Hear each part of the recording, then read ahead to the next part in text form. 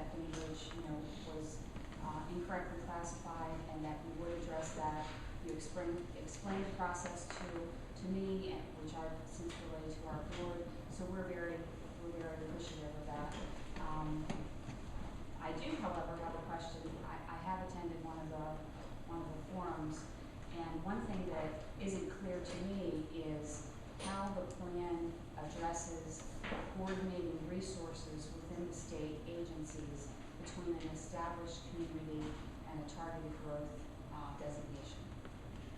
Well, that's a good question. We've gotten that one, and on the first level, those growth plan areas, which include enterprise zones or include Bainbridge, those programs, some have been in place a long time. So whatever those programs are, that doesn't change. But the issue is, and you say, well, okay, then why are you doing all this? Well, part of it is we have so many programs just to recognize and pull together, and at least at state level. I mean, this is mostly for agency to agency to use, but we wanted to open it up so people could see inside what our playbook is when we're trying to build existing resources and programs at the state level. So we want better recognition that folks mainly at our Department of Business and Economic Development, who mainly deal with enterprise zones, for example, see, well, gee, this is near a community legacy area, which is going to become a sustainable community tax credit,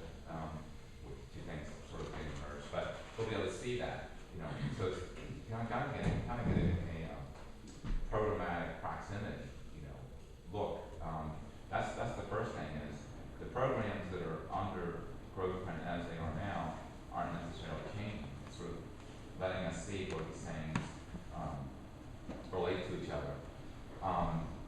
Put another way, I got back from Maryland Municipal League, and some of you all were there, and Mayor Moe from the city of Laurel, who has a public safety background, when I explained to him what this is all about, he goes, oh, this is basically bureaucratic interoperability. Interoperability is a term that public safety uses all the time. And I go, he's explained it a lot better than I do. So now, where we still are, the plan and the implementation stage seeks to answer the second half of your question, which related to the other growth areas that get added. That's part of what we want to hear through this comment period and what we got to figure out in the implementation stage.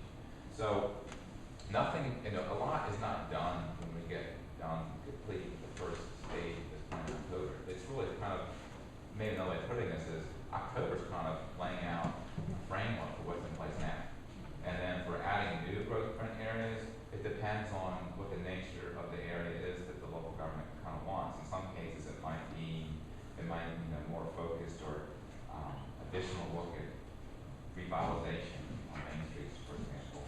In other cases, it might be an area where you want more infill development. So, and generally, we want those to be areas where the state recognizes that's an area you really want to target growth, more intense mixed-use development, whether it's commercial, industrial, or even a mix of residential versus stable residential neighborhoods. Right now, pretty much all we got is broad brush party funding areas, and we're trying to recognize that there's a subset of those areas that are more targeted for more intense development.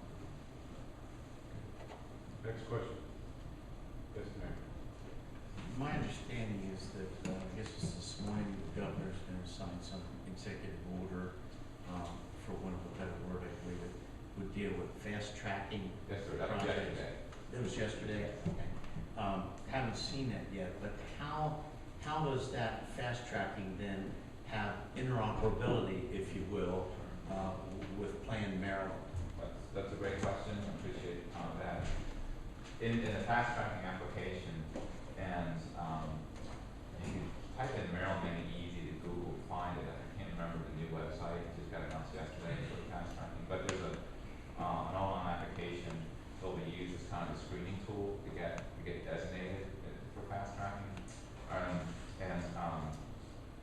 There's sort of a ranking of area of preference for certain areas or types of development projects to get this designation. So the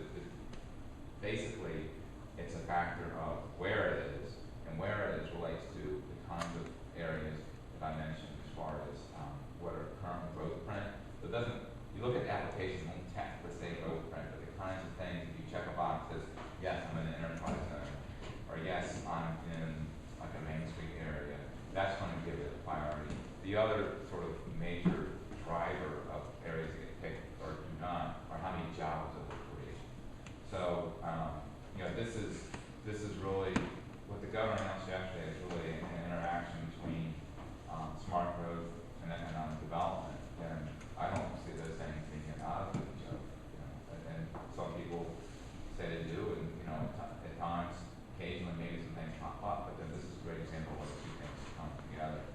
What the fast tracking gives you is a coordinated review and the response from the state regulatory agencies within, specific timeframes. And this is not, does not obviously relate to local government permitting activities, state can't do that, but it relates to state type permits. And again, there was just an event yesterday, and it got announced, you know, there was an article in the Baltimore Sun this morning about it. I don't know if you put that article or not, you can find that information. You can't, if you're interested, you can't find out anything about it, you call us and we'll let you know, give you the information. Next question. Mr. Hodge. Thank you for coming in and trying to straighten this out. Thanks. Matt? Will this plan supersede the county comprehensive plan? And will we ever hear the state say that their plan, Maryland plan,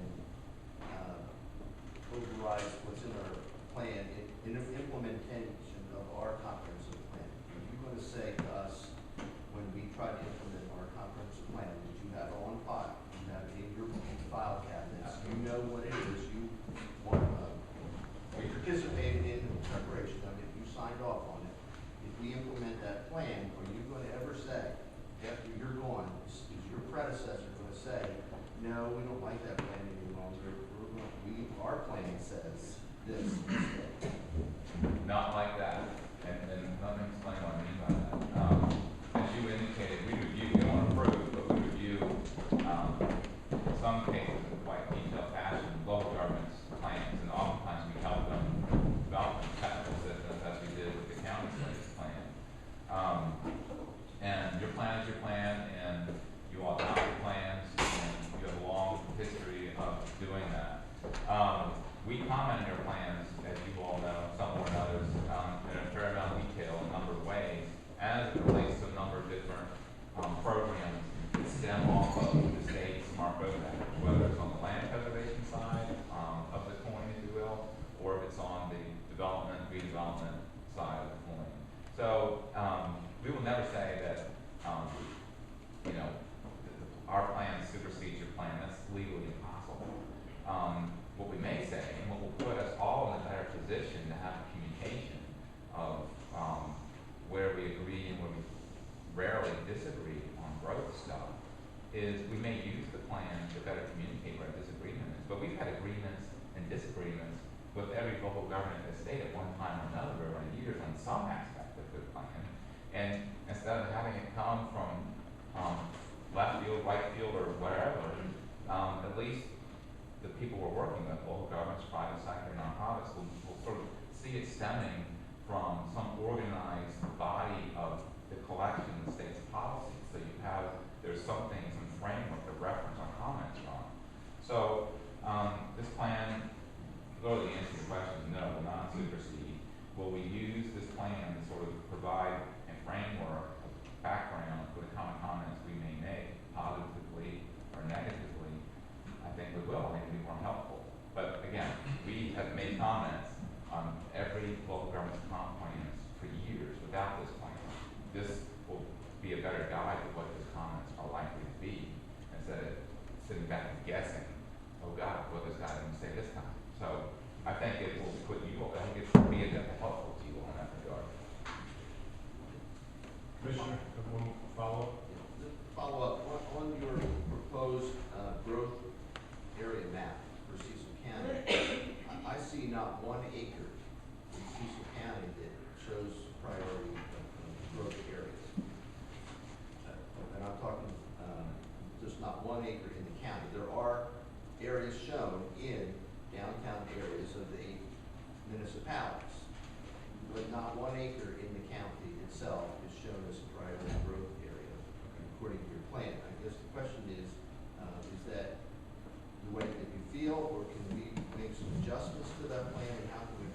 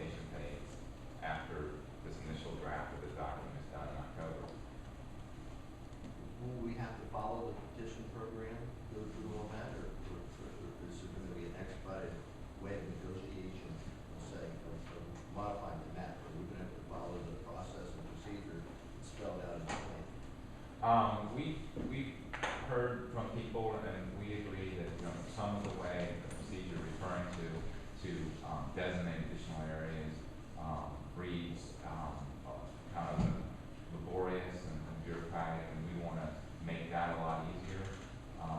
And we don't want, what we don't want is the whole PFA, the project funding areas become the priority, because then that just doesn't help. Everything's a priority, nothing's a priority. So we want to come up with some criteria that sort of say, okay, you know, be these additional growth areas. We want to look at areas that are planned and zoned, permitted for more intense type development. That's what it's all about. And we want to, in this process right now, either what some of the criteria might be and see what some local governments think they should be. But, and so we want to go, call it a process. We want, it's more of a sort of working with a partnership with local governments where these other areas should be, and then we will add them to the map. We may not agree on all of them, but I'm thinking, given what the goal of these areas is, I imagine we'll bring in most of them. Thank you. Before I go to the next question, just like to welcome Doug James. Good morning, everybody. Morning. Good to see you. Next question, Commissioner. Just my question, following Commissioner Hodges' question, and I'm sure we all know at the county level, is with regard to our existing priority funding areas, which are the yellow, and then you mapped on the red. We would not lose the existing designated priority funding areas through Plan Maryland. Absolutely We would not. hold those, but what you just described with the neighborhood and these zones are the red piece that fell on top of this. That's right. Joyce? I think you just answered my question, Secretary Hall. I was worried about the franchise areas of water and wastewater that are not in your red areas. They're in, and I was hoping that they would not be, that we would be able to go through with that franchising area should we decide to do that, even though they're not red. The franchising, is that the water and sewer issue? Yes. Yeah, I mean, that's, I mean, what you're talking about is the sort of the organizational way you're serving up your growth areas. So no, I don't see this affecting that. And Seneca Point would be able to be developed even though that's not in the red area. Seneca Point, Our sewer plant. the wastewater treatment plant's going to be serving the other areas. Right. Yeah, or that's something I mentioned earlier, which is kind of ironic that we goofed on Bainbridge, because we worked closely with the county and the town to get some flexibility in the PFA law to make it so that line could run down to Seneca. So yes, answer your question. Thank you. I have a question for the municipal level. A lot of municipalities that I've worked with through the years, and it was all along we worked on doing municipal growth elements. And the reason for this municipal growth elements were to define where things were going to happen and to work and coordinate with the county governments to get them in place. And municipalities, I think, did a fair job in trying to do that.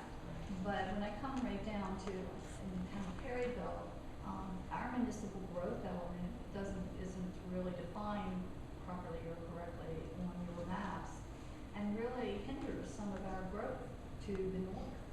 And we have a new upgraded waste treatment plant that's really important for some of that growth. And so I think that's really an issue for the town, because I think those municipal growth elements, and I don't understand why those municipal growth elements can't be used as your growth plans, instead of coming and creating a new type of plan out there and using terminology that's different than what we did in the initial planning process. I think those municipal growth elements could be a very good source,